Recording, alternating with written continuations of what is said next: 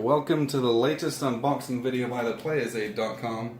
Today we're taking a look at a game called 1846, The Race for the Midwest. It's a game designed by Tom Lehman, and it's put out by GMT Games, and it's new for them this year.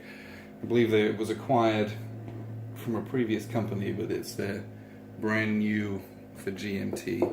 So let's open it up and see what's inside. This is an 18xx game, so there's going to be a lot to it. But the rules of play, let me crack these open. Full color rules of play. This is almost as thick as a war game. So there's a lot to it. However, the last, what, let's say 6 or 8 pages is a very, very detailed walkthrough example of play. And that's something GMT do really well, and I would recommend you follow that. Even if you just set up solitaire to learn the game yourself, do that and walk through those because they are so good and so helpful. So immediately have a set of boards which are going to be punchable, and they're all taped together. That's how many there are. And these are, wow, these are very, very thick. This is dominant species type thickness to this cardboard here. So there's a set of counters here. Very, very clear counters, and those are actually really cool. There's some, some of the really small detail on these just adds a bit of flavor to those. You're not just the blue player. You have, you're a company almost. So we have these different tiles, and again, I'm going to punch these out so you can see them. They punch out very easily.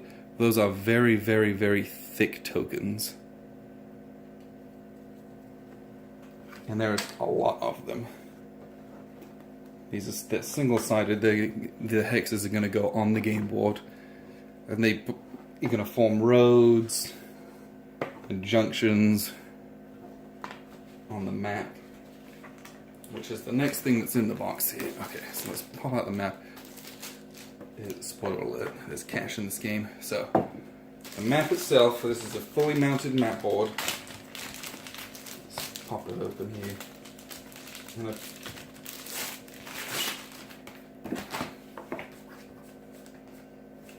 If I can get it open here.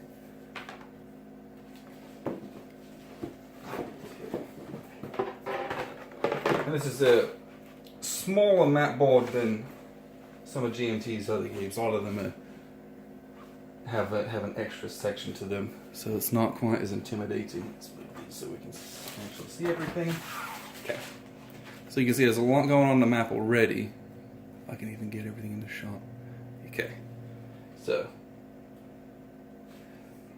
there's an earnings track up here. Current stock market value. There's so much going on here. I don't even know what to look at. So those tiles that we drew up here, we're going to be placing these down, and we're building this. We're focusing on our economy, as well as doing the exploring and getting points that way. So let's pull out. Okay. Else in the box. So we have the cash. There's a lot of denomination of this Monopoly style money. Double-sided, and they give you a good amount of it. Here's a little look-sees here. Not legal tender, just in case. So there's 10s, 20s, 500s, $1 like that, 5s, 2s, 50s, and 100s. So there's a lot of denominations here. We're going to be exchanging a lot of cash. Bag of bags, presumably we're going to be keeping money in those as well. They have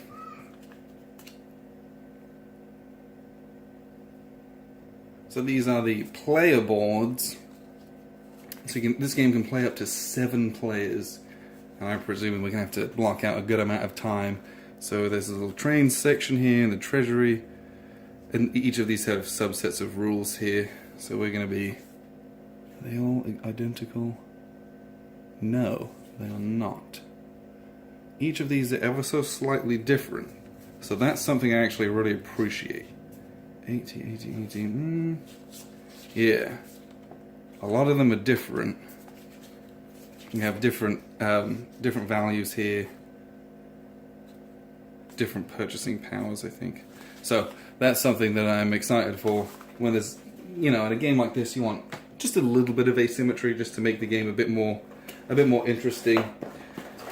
Inserts are great. The only other thing in the box was this deck of small cards, which we'll crack open here. These are the tiny little Fantasy Flight style small cards here.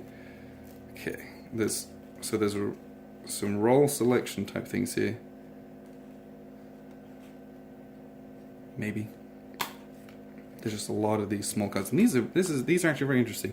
They're not textured, but they have a thick gloss on them, so they're quite sturdy, which I enjoyed.